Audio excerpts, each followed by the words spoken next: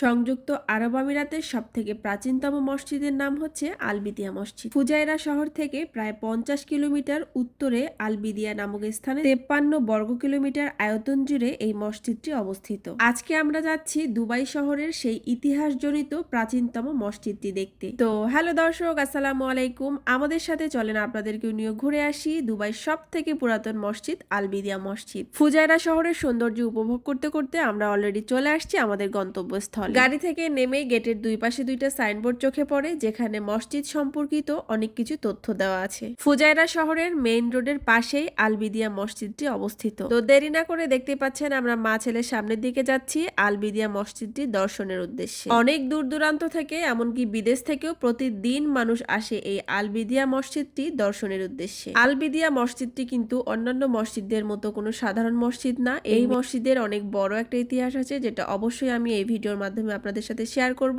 তার জন্য ধৈর্য ধরে পুরো ভিডিওটা দেখতে থাকুন। ইসলামের তৃতীয় খলিফা হযরত উসমান রাদিয়াল্লাহু আনহুর সময় ইসলাম প্রচারের জন্য আসা কিছু সাহাবা পাহাড় কেটে এই মসজিদটি নির্মাণ করেন বলে জানা যায়। তো চলেন প্রথমে আমরা আমাদের সেই কাঙ্ক্ষিত মসজিদ আল-বিদিয়া মসজিদটি ঘুরে আসি। এই হচ্ছে সেই সাহাবাগণদের দ্বারা নির্মিত মসজিদ আল-বিদিয়া মসজিদ।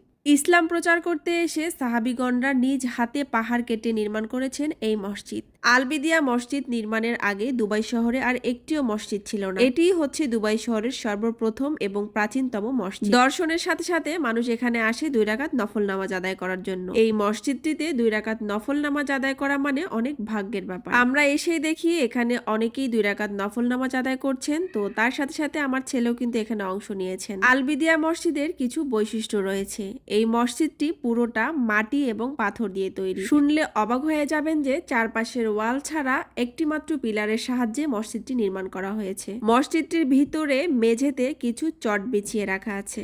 নামাজ আদায় করার জন্য সেখানে জায়নামাজও দেওয়া আছে। শুধু নামাজ আদায় না, তিলাওয়াতের জন্য কোরআন শরীফও রাখা আছে। 2 রাকাত নফল নামাজের পাশাপাশি কেউ চাইলে সেখানে কোরআন শরীফও তেলাওয়াত করতে পারে। আপনারা আরো একটা জিনিস শুনলে অবাক হবেন যে এই মসজিদের ভিতরে কিন্তু কোনো জানালা নাই। চারপাশের ওয়ালের ছোট ছোট ফুটো করে দেওয়া আছে, যার সাহায্যে মসজিদের ভিতরে আলো বাতাস প্রবেশ করে। সেই সময়কার ডিজাইন অনুযায়ী সাহাবাগণ এই মসজিদটি নির্মাণ করেছেন। মসজিদের চারপাশে ওয়ালে একটু গর্ত দেখা যাচ্ছে, এগুলিতে কোরআন শরীফ রাখা হয়। দূর দূরান্ত থেকে হাজার হাজার মানুষ আসে শুধুমাত্র এই মসজিদটি এক পলক দেখার জন্য। মসজিদের ভিতরে গেলে একটা অন্যরকম শান্তি কাজ করে।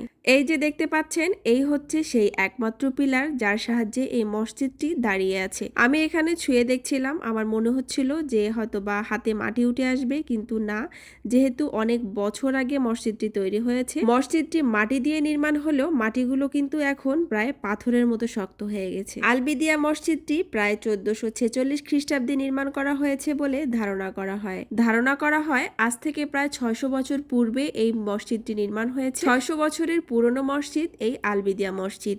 একটা বিষয় দেখে অবাক হয়েছি যে বাইরে প্রচণ্ড গরম হওয়া সত্ত্বেও কিন্তু মসজিদের ভিতরে যখন প্রবেশ করেছি তখন একটুও গরম অনুভব হচ্ছিল না। এই তো এখানে আপনাদের ভাইয়া নামাজ পড়ে এখানে দোয়া করছে। তো আমরা যে সময়টাতে গেছিলাম তখন প্রায় আসরের নামাজের সময় হয়ে গিয়েছে। তো দেখতেই পাচ্ছেন এখানে অনেক মানুষ আছে, সবাই নামাজ আদায় করছে।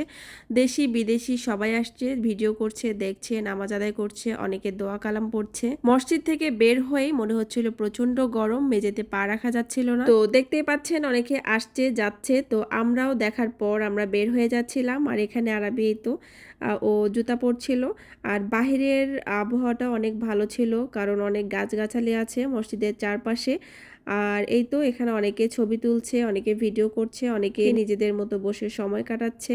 এই হচ্ছে পুরো মসজিদ। দেখতে মাশাআল্লাহ অনেক অনেক অনেক বেশি সুন্দর। মসজিদের উপরে 4টা মিনার ছিল, অনেক সুন্দর মিনারগুলো দেখতে। আর মসজিদের চারপাশে এরকম প্রাচীর দেওয়া, সবটাই কিন্তু মাটি আর পাথর দিয়ে তৈরি। মসজিদ থেকে বের হয়েই সামনে এখানে একটা ছোট কূপ দেওয়া আছে, যেখান থেকে পানি উঠিয়ে সাহাবাগণ উজু করত, গোসল পানি করত।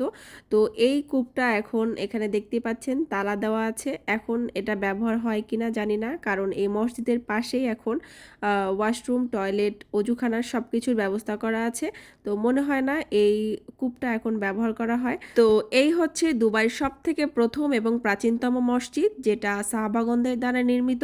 আজকের আমার এই আলবিদিয়া মসজিদের ভিডিওটি আপনাদের কেমন লেগেছে অবশ্যই জানাবেন। আমার মনে হয় আপনাদের সবার অনেক অনেক ভালো লাগবে।